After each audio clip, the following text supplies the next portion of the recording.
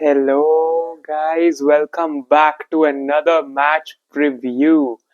Chelsea versus Crystal Palace at Selhurst Park.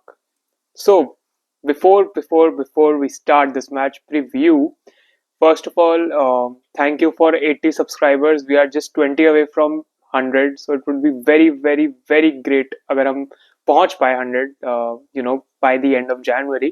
But उसको side रखते हुए अगर मैच की बात करें तो आई थिंक चेल्सी के लिए ये मस्ट विन हो जाता है. We are winless in our last 3 games.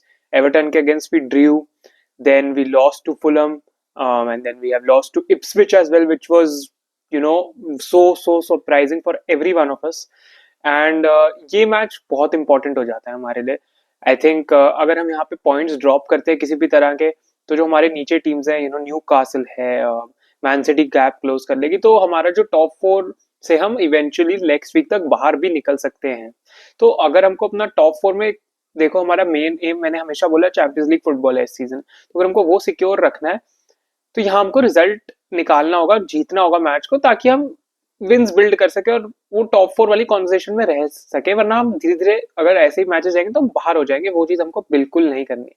तो उसी कॉन्टेक्स्ट में देखा जाए तो ये हमारे लिए मस्ट विन हो जाता है. All B it I think crystal palace और यहाँ सेलहर्स्ट पे जाना ना, ये ज्यादा टफ है कंपेरेटिवली इप्सविच से, बिकॉज इप्सविच नहीं जीता था कोई भी अपना होम गेम प्रीमियर लीग में 2002 से. And Chelsea being charity FC in December, उन्होंने जिता दिया और वो जीत गई इप्सविच वहां पे. लेकिन on paper and in general as well, I say कि सेलहर्स्ट पार्क पे जाना जाना और वहां खेलना ज्यादा टफ है.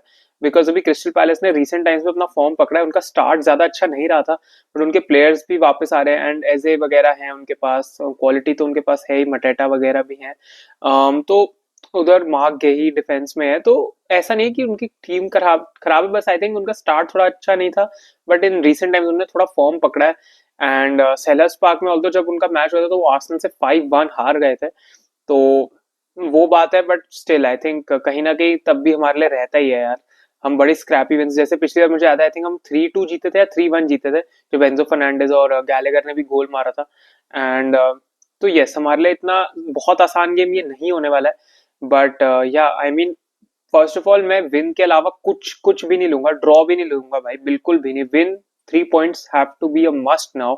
एंड क्रिस्टल, एंड ये सारे नेगोशिएबल फिक्सचर्स थे. पोटेंशियली हमको एवर्टन को भी हराना चाहिए था, चलो गुडिसन है तो उसको छोड़ देते हैं. But you should have beaten Ipswich and you should have beaten Fulham, because वो आपके होम पे था. 6 पॉइंट्स हमको, अभी हम जितने पॉइंट्स आए 35 पॉइंट्स पे, हमको टेक्निकली भी 41 पॉइंट्स पे होना चाहिए था. मैं मजाक भी नहीं कर रहा हूँ. एंड बट ठीक है, चलो कोई नहीं. Could have, would have, should have तो फुटबॉल में नहीं होता है. तो ज्यादा इस पर टाइम वेस्ट ना करते हुए हम सीधा बात करते हैं लाइनअप की. आई थिंक एक काफी काफी बड़ा एडिशन हमारे लिए होने वाला है, रीस जेम्स की वापसी. बिकॉज मरेस्का ने बोला रीस जेम्स को कल मिनट्स मिलेंगे, तो वो इंजरी से वापस आ गए. एंड होपफुली रीस जेम्स अब इंजर ना हो, बिकॉज अगर वो फिर से इंजर होते हैं ना, then we have to have a serious conversation about Reece James as well. And जहां तक लाविया की बात है, आई थिंक लाविया भी टीम ट्रेनिंग में इन्वॉल्व थे, फुल टीम ट्रेनिंग में. But albeit, I don't think these two will start. Lavia को मेरे हिसाब से रश नहीं करना चाहिए, and Reece James being Reece James, उनको भी रश नहीं करा जाएगा. हाँ, आई मीन ये हो सकता है कि फिर से जैसे लिवरपूल के वाले मैच में क्या था, सीधा उनको स्क्वाड में डाल दिया था, थोड़े मिनट्स खिला के फिर मालो गुस्टो को लाए थे. तो ये चीज हो सकती है. एंड डिफेंडर्स की बात करें तो Wesley Fofana, he is expected to be out for the season, और उनपे भी कॉन्वर्सेशन करना पड़ेगा यार. आई थिंक इट्स, उनको 3 सीजन पहले साइन किया गया था एंड उन्होंने एक भी फुल सीजन हमारे साथ नहीं खेला है. पैचेस में आते हैं, 2-3 महीने खेलते हैं, फिर पूरे सीजन के लिए बाहर हो जाते हैं. बहुत बहुत गंदा इंजरी रिकॉर्ड है वैसे उफाना का. अनफॉर्चुनेटली चेल्सी पे उनके लिए चीजें वर्क नहीं कर रही हैं. जितना टाइम वो खेले मरेस्का के अंदर अच्छा खेल रहे थे, बट आई थिंक उनके भी रिगार्डिंग कॉन्वर्सेशन होनी चाहिए. And that is why I was saying कि हमको 2 टॉप सेंटर बैक साइन करने की जरूरत है. तो चलो ये बात तो हो गई. अब आते हैं सीधा लाइनअप पे. Keeper Robert Sanchez, I don't think Jorgensen को फिर से स्टार्ट मिलेगा, ऑल्दो योगनसन ने कुछ गलत नहीं किया था इप्सविच के against, I would say. But otherwise I think Sanchez he start करेंगे. योगनसन ने ऐसा की शेकी गलती भी आई don't think at his feet करी थी, बट आई थिंक सैंचेज को ही स्टार्ट मिलेगा मेरे हिसाब से. योगनसन को नहीं देंगे अभी स्टार्ट. और उसके बाद लेफ्ट बैक पे मार्क कुकुरेया, टॉसिन और कॉलविल, बिकॉज ऑब्वियसली डिसासी तो हॉरेंडस है भाई. डिसासी को तो मेरे हिसाब से निकाल देना चाहिए था अभी तक फुटबॉल क्लब से ही, but well he is there. Unfortunately Badiashile injured है. एंड राइट बैक पे यू नो मेरा दिल तो कह रहा है कि मैं राइट बैक पे रीस जेम्स को डाल दूं फॉर 50 मिनट्स, और उसके बाद गुस्टो को मतलब लाएं। बट मुझे ऐसा लगता है कि यार रीस जेम्स को इतना जल्दी नहीं डाला जाएगा, और उनके साथ थोड़े मिनट्स मैनेज करे जाएंगे, धीरे धीरे इंटीग्रेट करेंगे उनको स्क्वाड में। तो मुझे यही लग रहा है कि अभी ना ऐसा है कि यहाँ पे मतलब रीस जेम्स को लाया जाएगा बिकॉज मिनट्स उनको देंगे, बट आई थिंक एक स्टार्टर स्टार्टर राइट बैक वहां पे ना उधर मालो गुस्टो स्टार्ट करेंगे, एंड मालो गुस्टो शुड प्ले 50-60 मिनट्स तक। एंड 50-60 मिनट्स के बाद तुम रीस जेम्स को ले आओ, बिकॉज हो सकता है उस टाइम में वी आर ट्रेलिंग और ड्रॉ चल रहा है, वहां पे हमको एक एक्सप्लोसिव फुल बैक की जरूरत है, तो वहां पे हम रीस जेम्स को बिल्कुल ला सकते हैं। एंड उनके क्रॉसेस डिलीवर वगैरह वो करते हैं, तो बिल्कुल हमारी हेल्प भी हो जाएगी। But in that sense I think Reece James start नहीं करेंगे। बट मैं ये नहीं देखना चाहता कि Gusto is having a poor game और वहां पे रीजन्स को ला ही नहीं रहे हैं, बिकॉज हमने देखा है मरेस्का स्टबन है, अब उनको वो अप्रोच अपना चेंज करना पड़ेगा। 50-55-60 तक देखो, फिर ले आओ रीजन्स को, मेरे हिसाब से ऐसे होना चाहिए। उसके बाद लाविया भी same, Caicedo Enzo obviously start ही करेंगे। लेकिन अगर अगेन काइसेडो एंजो बहुत टायर्ड हो जाते हैं, काइसेडो तो नहीं बट एंजो बहुत टायर्ड हो जाते हैं, दोनों ही यार बहुत रनिंग करते हैं बीच में, हमको पता है।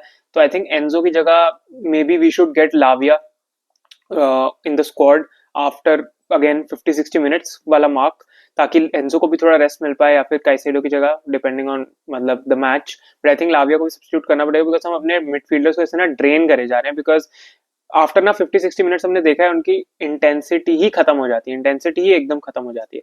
तो वो चीज नहीं होनी चाहिए, उस चीज को हमको इम्प्रूव करना पड़ेगा, एंड उसके लिए आई थिंक लाविया का होना जरूरी है। तो उसके बाद हम बात करते हैं आगे अपने फॉरवर्ड्स की। Palmer in the 10 obviously. Wingers पे यार मेडवेके का इतना हॉट, बहुत ही हॉट एंड कोल्ड गेम था यार उनका, मतलब ज्यादा कुछ किया नहीं था इप्सविच के अगेंस्ट। एंड पता नहीं नोनी मेडवेके अभी मतलब ऐसा लगा था वो बाउंस बैक करेंगे, बट ऐसा नहीं हुआ। उसके बाद आई थिंक नेटो को ही स्टार्ट मिलना चाहिए। एंड लेफ्ट पे Jadon Sancho, again I think Jadon Sancho नहीं खेले थे, फिलिक्स खेले थे उस मैच में, बट मुझे ऐसा लगता है फिलिक्स ने इतना बुरा नहीं खेला था जितने our fans were making out to be कि फिलिक्स ने कितना ही बुरा खेल दिया। मेरे को ऐसा नहीं लगा कि फिलिक्स ने बुरा खेला था उस दिन। यस उनको हाफ टाइम पे सब्स्टिट्यूट कर दिया गया, बिकॉज हम न्यूज रिपोर्ट्स वगैरह पढ़ रहे हैं कि मरेस्का डजंट फेवर हिम, वो मरेस्का के प्लेयर नहीं थे, ये सब हम पढ़ रहे हैं। बट आई थिंक यार जोआओ फिलिक्स ने ठीक ही किया था, जोआओ फिलिक्स और पाल्मर ही थे जो हमारे चांसेस कुछ बना रहे थे इप्सविच वाले गेम में। But again I don't think Felix would start.